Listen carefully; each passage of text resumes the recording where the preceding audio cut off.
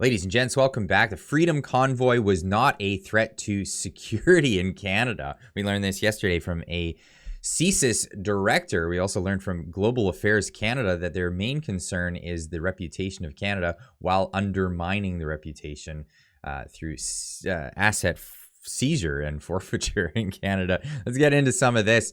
CTV News, Freedom Convoy did not pose a threat to security of Canada, CSIS Director. Liberal cabinet ministers deemed last winter's Freedom Convoy protest a threat to national security, despite warnings from the Federal Intelligence Agency that threshold was not met. An inquiry into the use of the Emergencies Act learned Monday. Prime Minister Justin Trudeau invoked the act on February 14th, arguing its temporary and extraordinary powers were needed to end blockades in Ottawa and at the border crossings. The border crossings were dismantled by this point. This is fact. The legislation says public order emergency is one that comes from a serious threat to security of Canada, as defined by Canada Security Intelligence Service, or CSIS. The definition includes espionage, sabotage, Canada's interest, foreign influenced activities, or the violent overthrow of the government. Public Order Emergency Commission, which is holding hearings in Ottawa until November 25th, is tasked with determining whether the government was justified in triggering the legislation. Now, we had testimony, and cross-examination is where it's always at. And we have Brendan Miller here, former Deputy Public Safety Minister Rob Stewart, not to be confused with the Rob Stewart, the singer from the 80s and 90s, testified that CSIS found there did not exist a threat to security of Canada as defined by the law during the Freedom Convoy protest. David Vigneault, he stated that at no point did the service, being CSIS, assess the protests in Ottawa or elsewhere, those referred to as the Freedom Convoy and related protests and blockades in January and February 2022, constituted a threat to the security of Canada as defined in Section 2 of the CSIS Act, and that CSIS cannot investigate activities constituting lawful protests. And I take it you were advised of this, correct? Correct. All right. And can we scroll down then to page 7? And go to the heading Foreign Interference. So Director Vigneault explained that the use of the term foreign influence under Section 2 of the CSIS Act refers to foreign state interference as the term is used within the national security community. Can you just slow down, Right. please?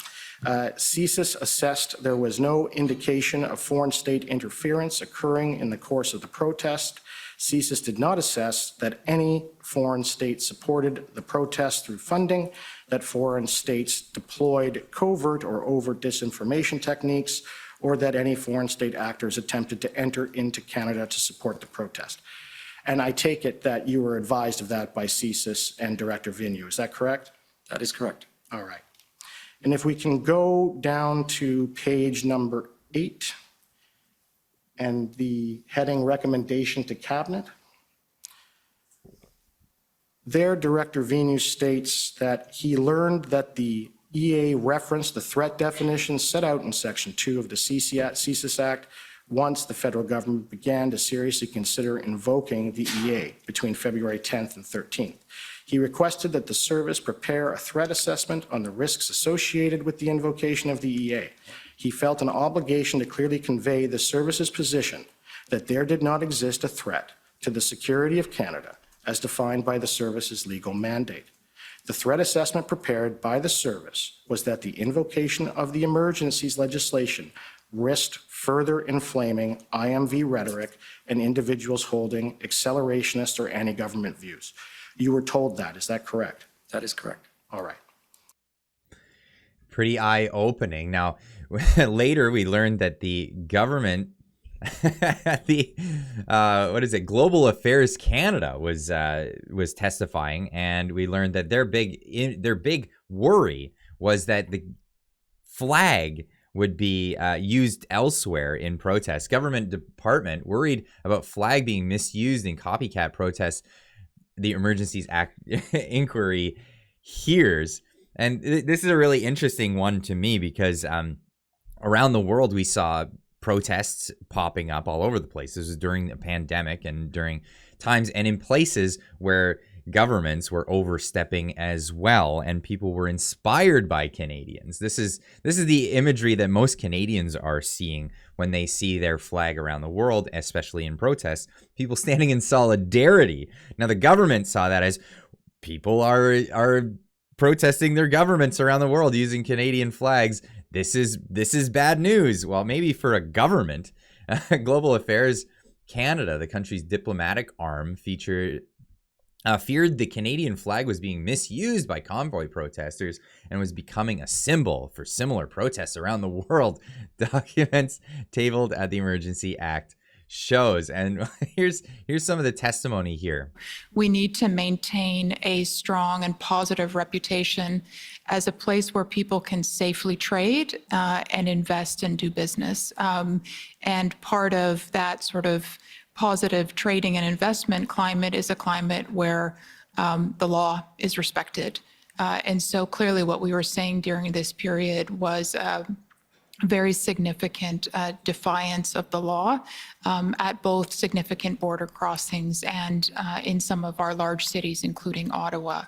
I think we were also really concerned from a broader reputational perspective that our flag was being used in some of these copycat protests that were happening around the world. The flag is a symbol of our country, and it was being used, frankly, as a symbol of defiance of the law.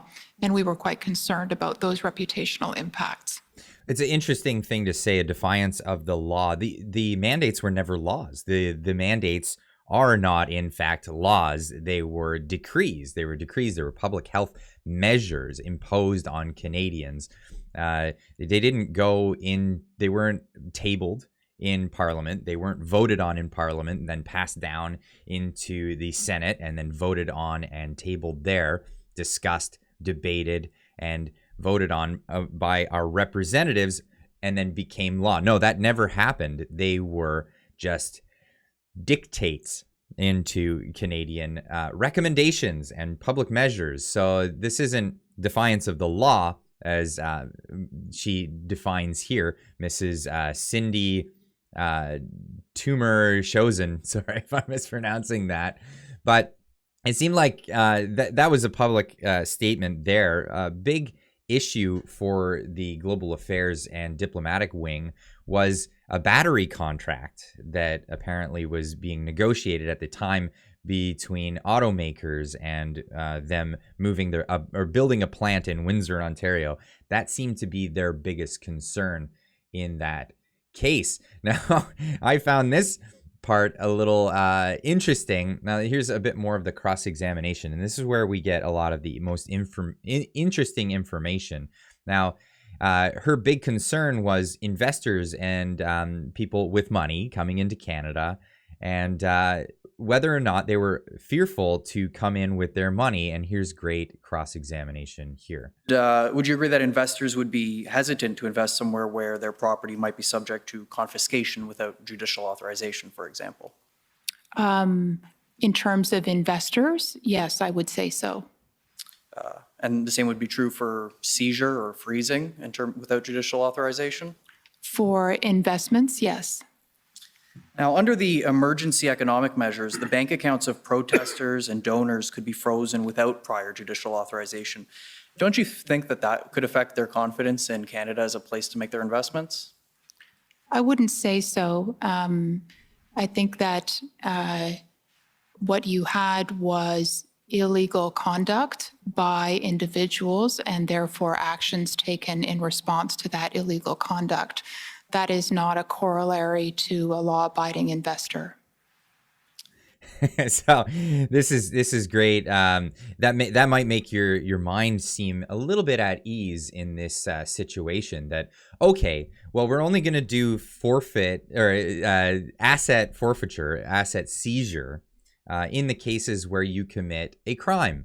Now she goes on to clearly define that crime. Hardly. Right, and you can agree with me that there's nothing wrong with a Canadian donating to an American cause and an American donating to a Canadian cause with respect to funding protests or charities. There's nothing illegal about that, is there? I think the concern was that some of the activities of the protesters were illegal. Right. And you're saying that was illegal was the blockade, correct? Yes, the blockades Right. were illegal. Right. And the being in downtown Ottawa?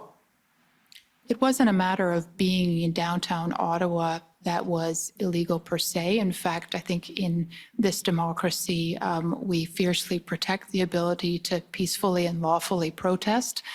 It was the matter of the illegal aspects that were a concern. So what was the illegal aspect to you of the protests in downtown Ottawa? Can you tell me what the illegal aspect it is that you're referring to? I think that on matters of what particular aspects were illegal, it is probably better to speak to other witnesses. Well, we have, and I'm still confused. So what is your understanding, your personal understanding of what the illegal activities in downtown Ottawa were?